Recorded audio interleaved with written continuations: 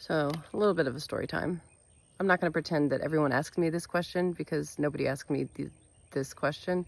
I'm going to go ahead and answer the question I wish more people asked me in regards to our farm life and raising small children doing this.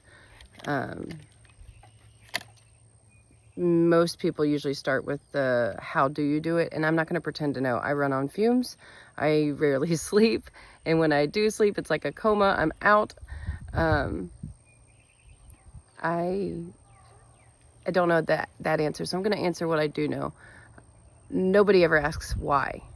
Like, why do you work such a high pressure job, which I do, that I love, because I love serving I'm a healthcare executive. I love serving our residents and this industry of seniors and advocating for them because they are so often looked over and shouldn't be. They've given us generations of knowledge and service and deserve to be well cared for.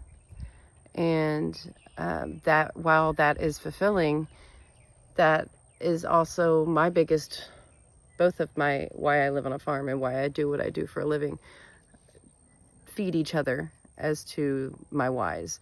So I serve seniors because the person that I consider dad that raised me was a senior when he raised me. He had just retired from Commissioner of Agriculture for the state of Florida, and I didn't know that side of him. I knew who I called Papa, and he retired when I was just about 2 or just after. And so I knew the rancher side of him and the father side of him that many people didn't get to know, like the softer side. He was so busy serving the state of Florida as well as he did, that he gave them everything. And so I got a version of him that no longer was having to give that. It was no longer a requirement. So part of my why on both my job and my choice of living on a farm is because of seniors. It matters to me. It's life lessons that I personally have never learned anywhere else.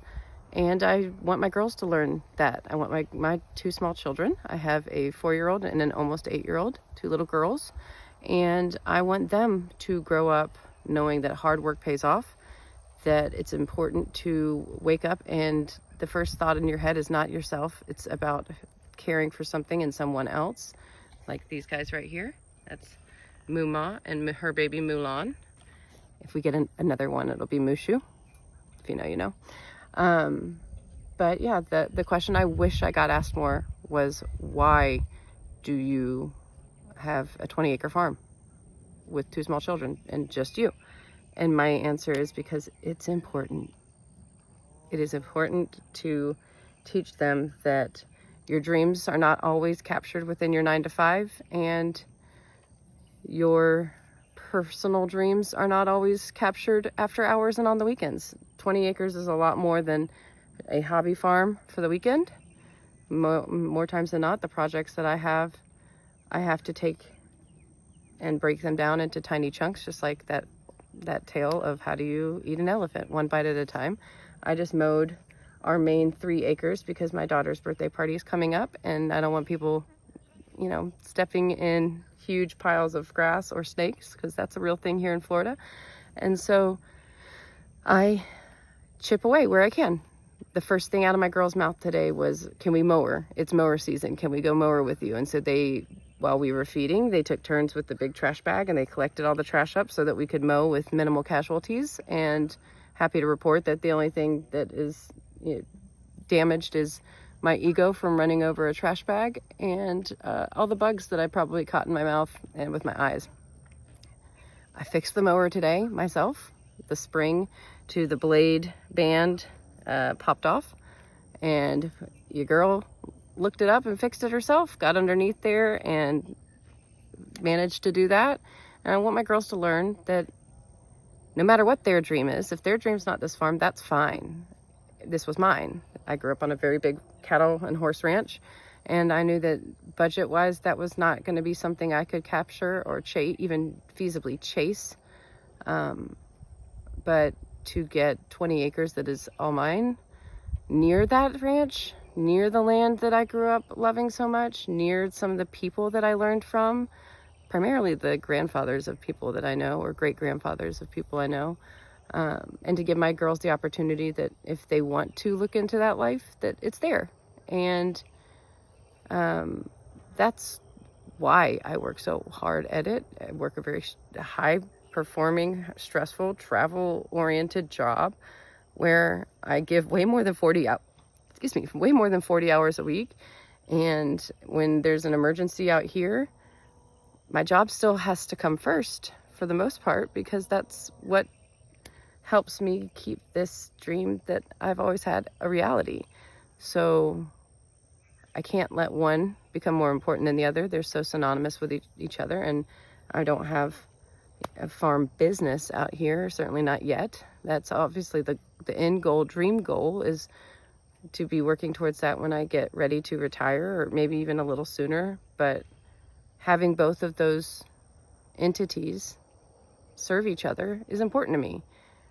It puts your feet into the dirt to remind you of who you're serving in your professional life, if you work in healthcare like I do, senior healthcare.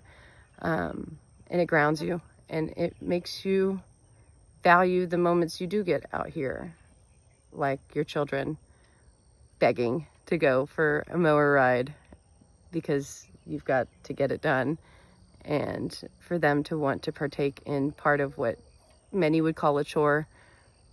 We enjoy it.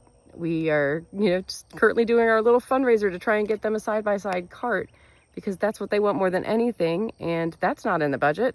Breaking even at our feed bill is in the budget. That's where we're at. And so this is the next best thing, and this happens to be something that also accomplishes a task and knocks off the chore list. So this weekend, I don't have to mow because we did that as soon as I picked them up at 6.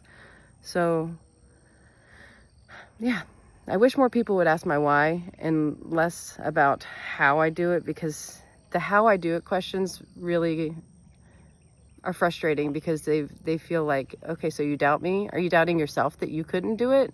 Are you doubting how I am?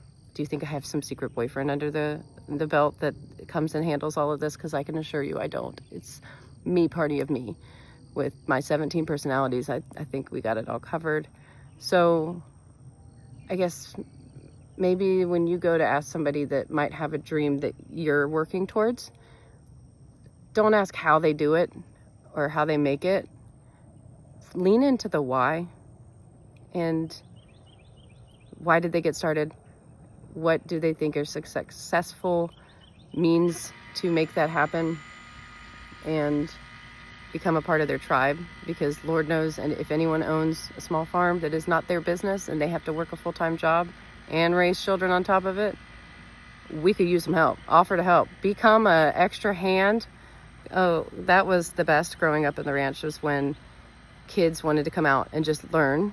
That meant we had another hand to groom animals or move cattle or whatever it was that we had to do.